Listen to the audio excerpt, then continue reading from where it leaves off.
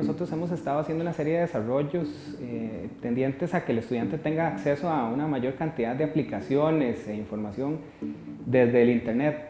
Y en ese sentido, el cobro por descarga podría significar una barrera para que ellos tengan acceso a toda esta información, ya sea para que se conecten y descarguen solo los datos, hagan consultas, hagan trámites.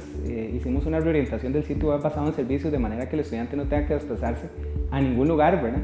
Y en ese sentido, pues si se empieza a cobrar, vamos a tener que regresar al modelo anterior. Eso es como retroceder unos 5 años.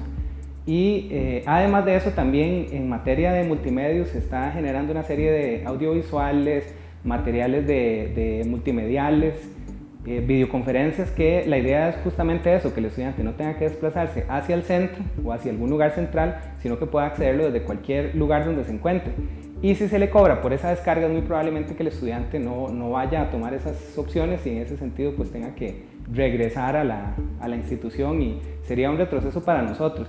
Y conocemos el caso de muchos estudiantes que realmente acceden a las plataformas, y de hecho en la última matrícula web fue la primera donde realmente tuvimos un impulso de todos los estudiantes y vamos a ver, un acceso casi que generalizado a conectarse por medio incluso de sus teléfonos móviles, y están haciendo la matrícula. Entonces por eso estamos previendo esas otras aplicaciones a futuro, y estamos previendo que los estudiantes puedan tener acceso a todas nuestras plataformas. Por eso es que nos preocupa que se vaya a cambiar el modelo y que se les cobre por descarga, porque justamente un material audiovisual o un multimedia tienen un peso tan significativo que sería, digamos, un desembolso muy grande para nuestros estudiantes.